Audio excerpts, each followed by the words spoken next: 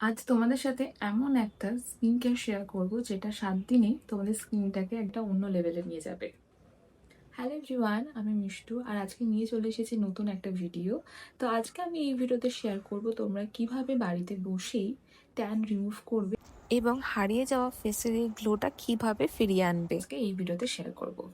যেহেতু আমি একজন মেকআপ আর্টিস্ট, তো আমি মেকআপ রিলেটেড আমাকে ভিডিও বানাতে হয় বা আমাকে প্রায়শই মেকআপ করতে হয়, তার জন্য স্কিনে একটা কিন্তু ভালো মতো এফেক্ট পড়ে। আজকের এই ভিডিওতে আমি শেয়ার করব যে বাড়িতে বসেই মাত্র কয়েকটা উপকরণ দিয়ে তোমরা এই ফেস প্যাকটা তৈরি করে নিতে পারবে। আর আমি বলছি তোমরা এই 7 দিনের চ্যালেঞ্জটা নিয়ে দেখো, তোমরা আফটার রেজাল্টটা নিজেরাই বুঝতে পারবে। আমি নিজে রেজাল্ট পেয়েছি বলে আজকে তোমাদের সাথে আমি এটা শেয়ার করছি। তো এই ঘরোয়া ফেস প্যাকটা বানানোর জন্য আমাদের যা যা লাগবে সেগুলো একটু দেখে নেওয়া যাক।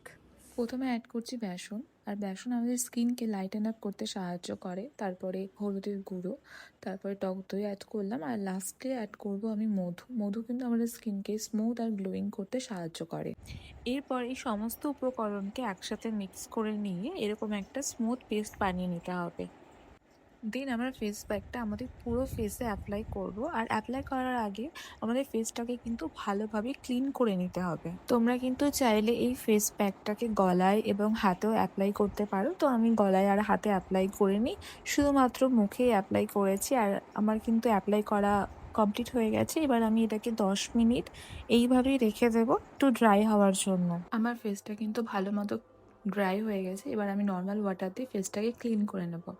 আমি কিন্তু নর্মাল ওয়াটার দিয়ে ফেসটাকে ক্লিন করে নিয়েছি। তোমরা এখনই রেজাল্টটা বুঝতে পারবে যে ফেসটা আমার কতটা ক্লিয়ার লাগছে আর গ্লো দিচ্ছে। নেক্সট আমি ইউজ করছি একটা ফেস টোনার। তোমরা চাইলে গোলাপ জলও ইউজ করতে পারো।